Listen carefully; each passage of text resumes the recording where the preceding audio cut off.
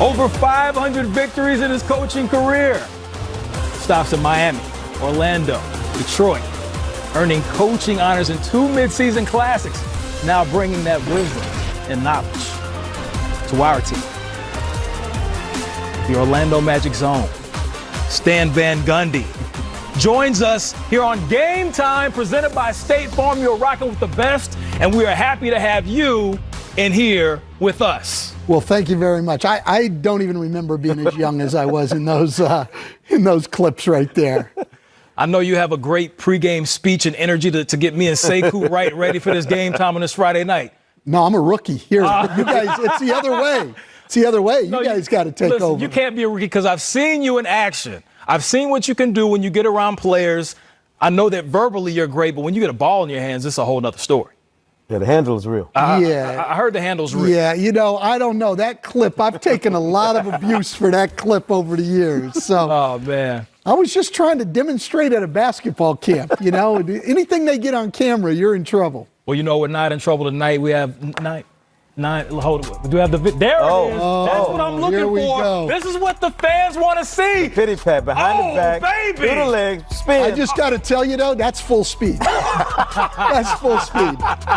Even when I played in college, that was full speed. Listen, hey, you play at your own pace. I like that. There you go. We're ready to roll this ball out and get things started. Again, 9 games for your viewing pleasure. We got to get things started with rapid fire. A lot of things happening in NBA. So this is what I'm going to do. I'm going to be the point guard. I'm going to distribute. Coach, we got to start with you because we want to get the first impressions of things going on right now with the rapid fire. So can we go ahead and get this thing started on Game Time? Let's go ahead and do this thing. Starting with Boston and the Raptors. Coach, Jason Tatum, will he be an all-star this season? I don't think so. I think he'll be better. He seems to be trying to get to the rim more, willing to take more threes. I just don't think he's quite ready for an all-star appearance. Minnesota-Charlotte is the next game we're going. Sekou, this one is for you. Karl Anthony Towns, will he be a first-team All-NBA performer? Easy. That's a little much. I think he'll definitely be in the mix. I misunderstood. For some All-NBA honors. Okay. But not first team. They got a couple big men, Joel Embiid, Nikola Jokic, both with eyeballs on that spot. Very impressive, very impressive. We'll see what he does tonight, taking on the Hornets. We continue to rapid fire. So we see Dennis Smith Jr. Coach, this one is for you. Do you like the Knicks culture and the identity they're creating with this team? Well, they're trying. It's hard because they got all those guys on short contracts who know that if the rebuild goes according to plan, they aren't going to be there. That's a big challenge for Dave Fizdale. Big challenge indeed. Keeping this thing going. Wizards, Thunder, Scott Brooks coming home, in a sense, returning to a place he once coached. Sekou, does he get the victory tonight? It's going to be tight. Listen, both these teams are in a very different mode than they've been in recent years. The Wizards clearly rebuilding without John Wall healthy, Bradley Beal shouldering all that responsibility, and then Chris Paul trying to figure out what they're going to do in Oklahoma City. I think Scott Brooks comes home, doesn't get the cupcake treatment. He won't get that kind of abuse from the fans. He might slip out of town with a win. 1 win and 2 losses so far when he comes back to Oklahoma City. Keep things moving. Bulls and Grizzlies. Coach, this one's for you. Which young core do you like better? Do you like what the Bulls bring to the table with their young core, or do you like what the Grizzlies have? That's a tough one. I like them both. I like Ja Morant and I like Jaren Jackson Jr. I think the Bulls have more people, but I like Morant and Jackson, I think, are more sure things than Markkanen, Levine, and the rest of them.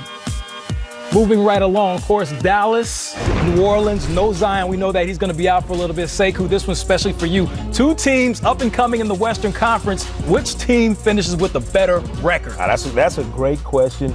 2 teams in very similar positions with young talent. I think New Orleans has a little more of the top-end veteran talent to play with. I think New Orleans surprises some people maybe this year and finishes with a slightly better record than Dallas. Even without Zion there. It wasn't all on Zion anyway. That was a smart thing that David Griffin did. He didn't put all of this on Zion's shoulders. Okay. It's Drew Holiday's team. All right. Very true. Drew Holiday, of course, an all-star in past years. We'll see what he's able to do this season. So I got a little ahead of myself earlier, but now I'm back on track. So now we're going to first impressions. We saw the Clippers stomp out the Warriors in their brand new building, the most points ever surrendered by a Steve Kerr coach squad. They put up 46 points in the third en route to that big blowout victory. And we saw what they did to the Lakers earlier in the week. Coach, I got to start with you. You're the rookie, but hey, I want your opinion. Your first impressions on the Clippers so far this season. Well, look, they're going to be one of the 3 or 4 teams who have the best chance to win it all. I mean, what we saw the other night was an impressive performance without Paul George. You know, you're going out there with Kawhi Leonard, Lou Williams, Montrezl Harrell. I think they've got great depth on that team, 1 through 10.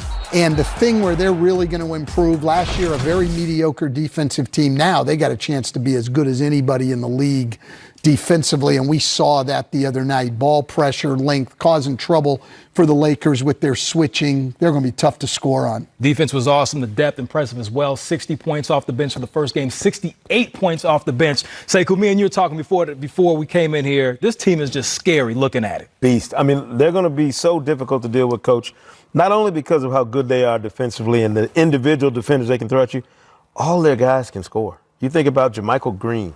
You know, all these different guys they're bringing off that bench are going to be able to go out there and get buckets. They don't have to score 20, 30 a night. They just got to go out there and score as a group. Make sure they keep the score in whatever range it needs to be in for them to be successful.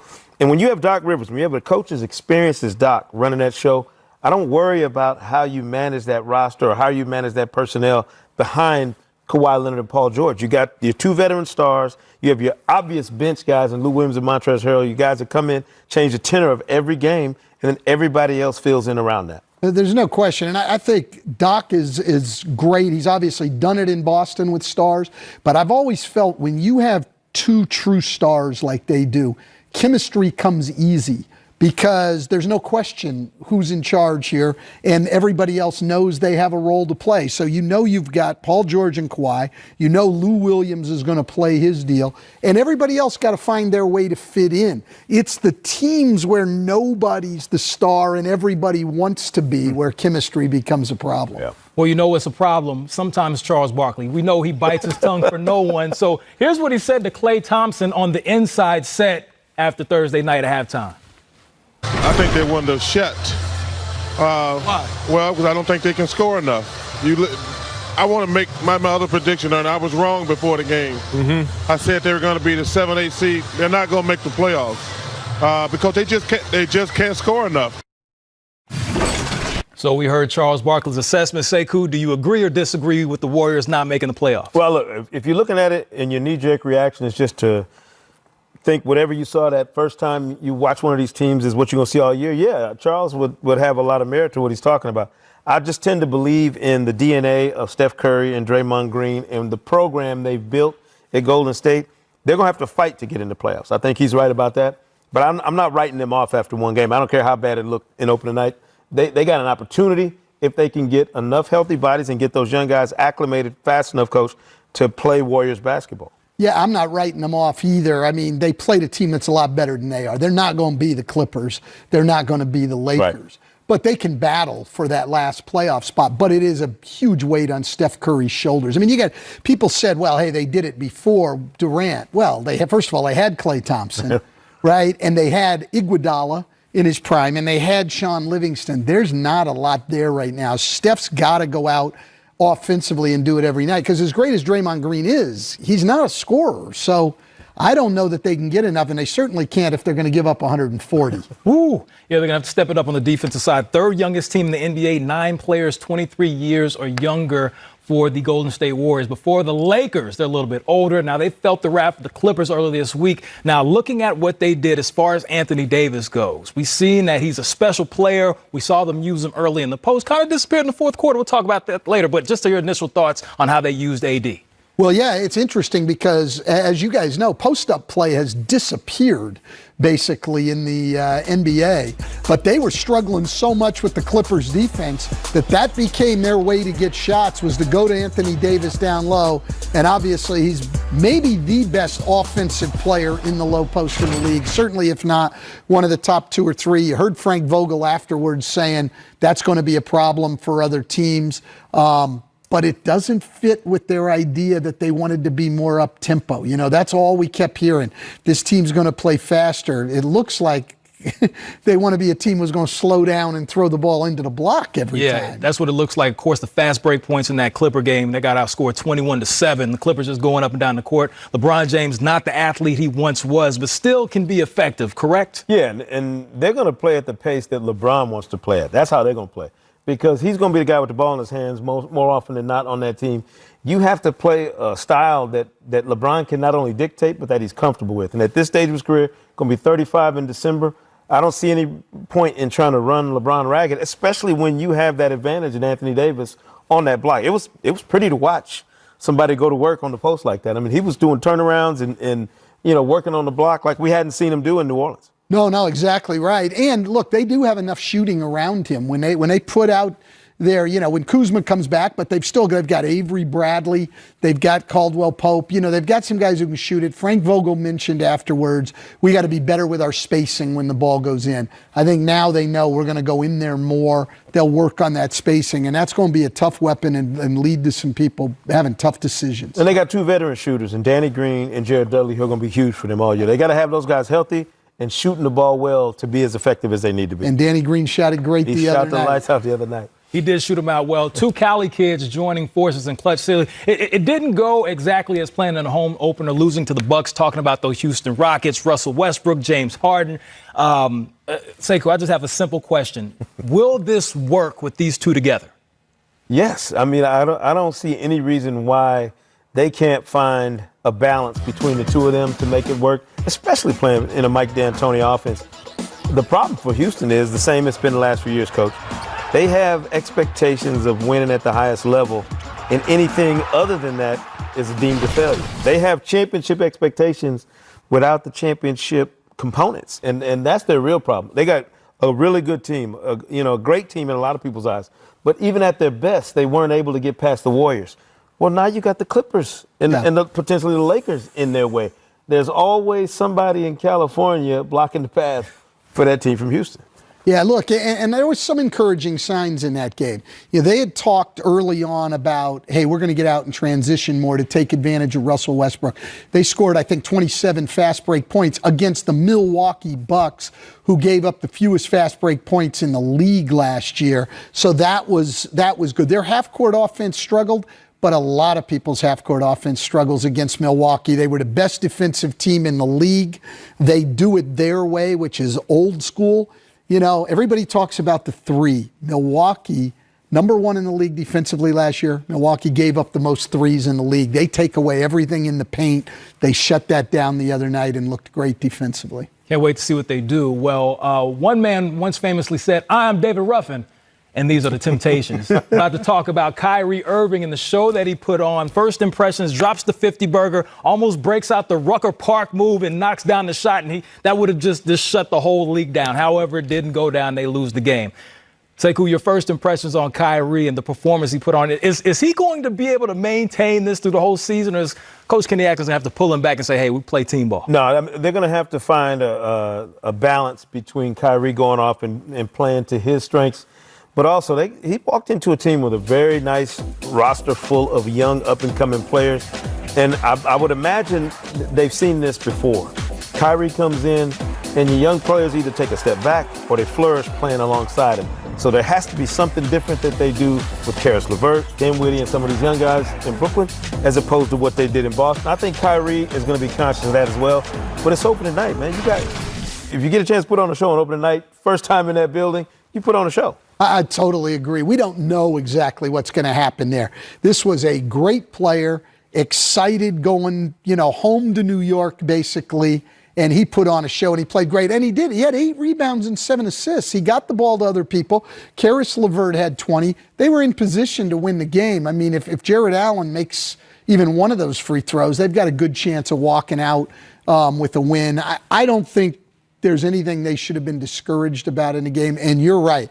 If he had slipped, gotten up, and knocked down that jumper, that's a clip we'd be watching for the next month. For the next month, maybe longer than that. Zero turnovers, too, for Kyrie Irving. Just a spectacular performance. Now, another point guard. We talk the talk. Now he's walking the walk. This is another point guard I'm talking about. You might not be familiar, but Justice Winslow. Now, he was disciplined before the season started from Pat Riley from coming out and saying, hey, I'm going to be the point guard. Pat didn't really like that. But the early returns look promising. First game against the Grizzlies, 27 points, 7 assists. Jimmy Butler didn't play. They get the win. Coach, are you impressed with what Winslow did? I'm really impressed with what he did, and I'm impressed that he made that statement because I don't think Justice Winslow had been a confident player early in his career. He was finding his way, and he wasn't doing very well as a wing guy in this league.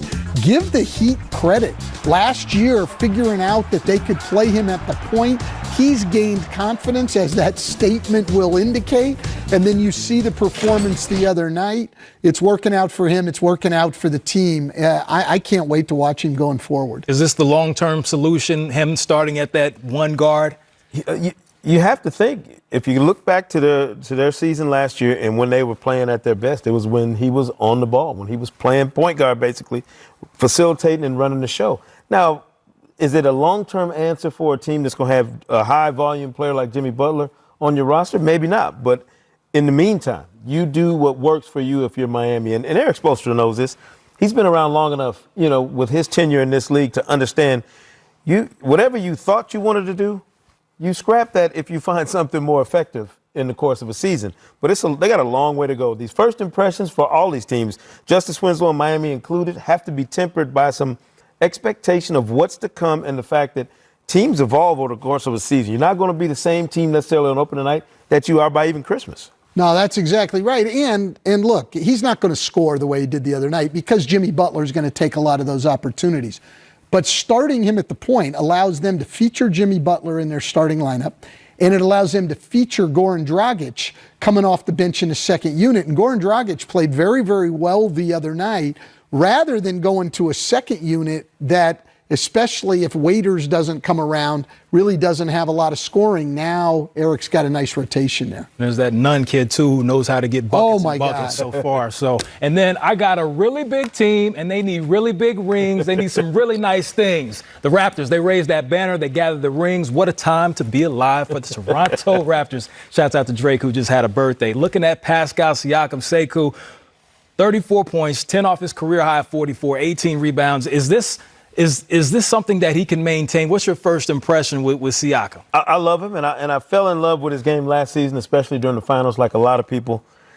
It's not predicated on anything other than his energy and his ability to beat you to spots on both ends and make plays. That's something that travels. It's something that doesn't fade over the course of a season. If he's playing with the energy that he's shown and continued to show consistently last year during the finals and now into this season, he'll be fine. The problem is Toronto's going to have to ask themselves, who are we now without Kawhi Leonard in the mix? Is this going to be Pascal Siakam's team? Is this going to be somebody else's outfit? Who's going to be the guy that leads on a nightly basis? Now, if you turn it over to him, Coach, fine, turn it over to him. But be very careful about that give and take, that tug of war that could be going on in terms of who's your guy on a nightly basis in Toronto. And they've got to get back. I didn't think their defense was as good as what we've seen in the past. They're not going to be good enough offensively to rely on their offense every night.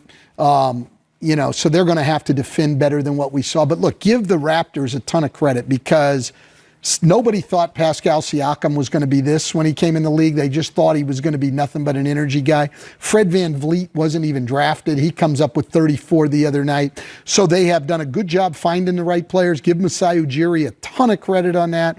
And give Dwayne Casey, who was there before, and then Nick Nurse after him. Nick Nurse after him. Give them a lot of credit for the way they've developed those guys and had their role increase every year to be able to do what they did on opening night. Shouts out to Siakam, who was a finals MVP in the G League. They just continue to get those great players and continue to develop them. Crunch time! Jared Greenberg running the point. Steve Smith and Sam